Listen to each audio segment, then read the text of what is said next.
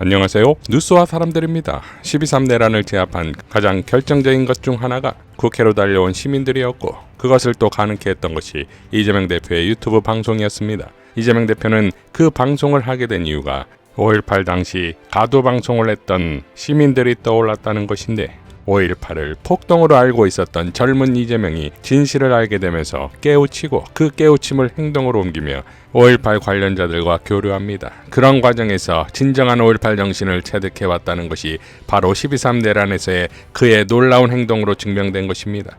이뿐만 아니라 5.18 이후 반미 감정을 불붙게 되었던 역사적 사실을 바탕으로 12.3 계엄에서 미국의 반대 입장을 최대한 빨리 내야 한다는 외교력을 펼쳐냅니다. 그러니 12.3 내란은 5.18의 연장선이었고, 5.18 정신을 체득해온 이재명이 12.3 내란을 막는 데 결정적 역할을 해냈다 이겁니다.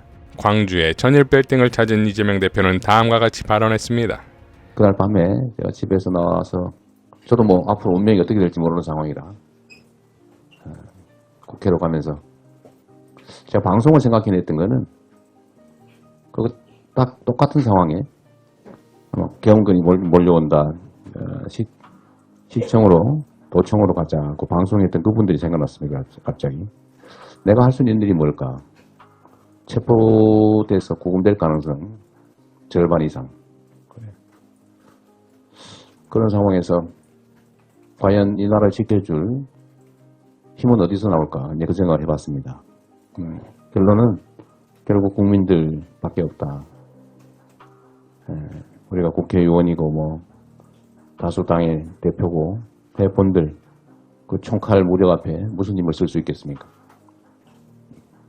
그래서 예정된 경로 비슷하게 느껴졌지만 어쨌든 국회로 가면서 우리 국민들께 국회로 와서 민주주의를 또 국회의원을 포함한 국회를 지켜달라 이렇게 부탁을 드렸던 것 같습니다. 제가 그때 떠오른 사람이 차명숙 씨라고 제 고향의 안동에 가서 그 홍어 장사를 하고 계시더라고요. 네. 아, 잘 아세요? 네, 네, 네. 그래서 어떻게 안동까지 간지 모르겠는데 시집 갔어요. 어쨌든 그분 생각이 갑자기 났습니다. 그때도 아마 차를 타고 이 시내를 다니면서 방송 있지 않았어요? 그때 아마 그분이 똑같은 생각을 했을 겁니다. 계엄군이 몰려들어오니까 도청으로 가서 저항하자 이러면 계엄군 입장에서는 제 일본 타격 대상이었겠죠. 아마 저격 대상이었을 가능성이 높은데 그 위험을 무릅쓰고 어쨌든 그 방송들을 했고, 뭐 최종적으로는 엄청난 피해를 입긴 했지만 결국 그 역사가 작년 12월 3일 밤에 다시 대한민국을 구했던 것 같습니다. 저는 한강 작가의 그 표현 중에 과거가 현재를 구할 수 있는가, 죽은 사람이 산 자를 살릴 수 있는가. 근데 결론은 과거가 현재를 살렸죠. 죽은 자들, 광주의 영령들이 결국 2024년 12월 3일에 대한민국 국민들을 살렸습니다. 아마 그날 밤에 뭐 역사적인 분기점이니까 무슨 일이 생겼을지 가정을 한다면 온갖 가능성이 있는데, 만약에 국민들이 힘을 내서 지켜주지 못했더라면 또 일선의 계엄 병사들이 정말로 그 부당한 명령에 충실하게 응했다든지, 또는 우발적 사고로 오발이라도 한번 있었다든지, 물리적 충돌이 격화됐다든지, 어쨌든 이런 조금만의 계기가만 있었어도 수백이 아니라 수천의 희생자가 발생할 가능성이 높았다고 보여집니다.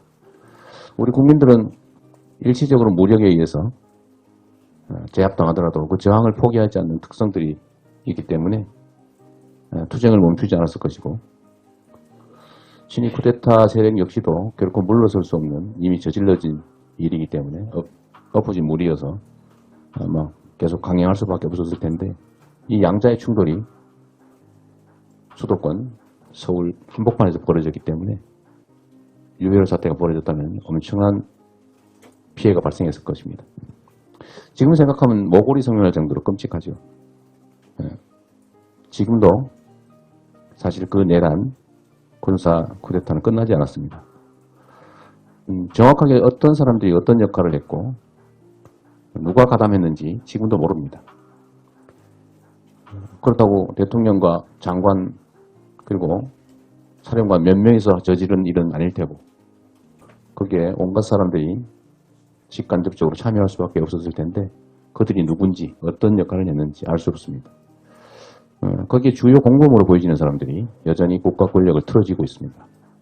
그리고 온갖 이 내란 세력들을 비호하는 그런 행위들을 지금도 뻔뻔하게 과감하게 계속하고 있습니다.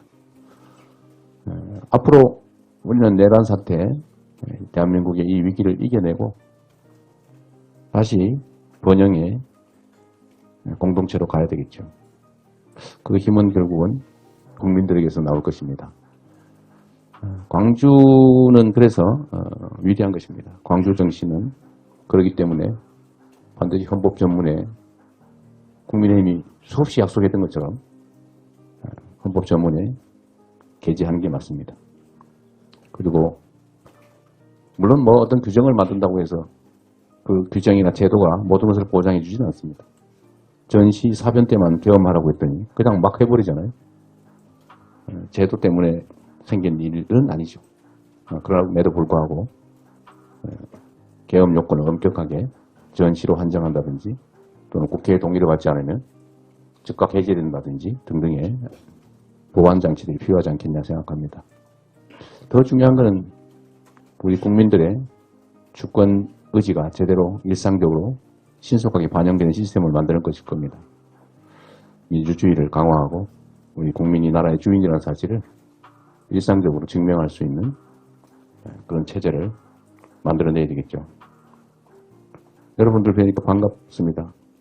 제가 이번 12월 3일 이후 벌어진 이 내란 극복 과정을 제가 빛의 혁명이라고 제가 이름 붙여봤는데 많은 분들이 거기에 동의해주고 계세요. 제가 그렇게 생각했던 이유는 광주 때문입니다. 광주가 빛고울이잖아요.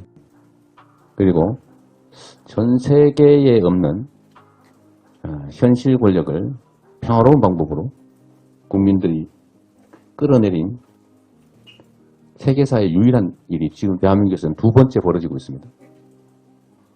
그래서 대한민국 국민들 정말로 위대하죠. 대한민국에서는 과거가 현재를 구하고 있죠. 빛의 고을 광주에서 5.18 민주화운동 당시에 우리 그 8이라는 짧은 시간 내에 만들어졌던 대동세상 모두가 억압 없이 행복한 삶을 영위하는 공동체. 그때는 잠시였지만 그게 저는 촛불혁명으로 발전했다고 보여지고 이번에 다시 빛의 혁명으로 완성돼 가고 있다고 생각합니다.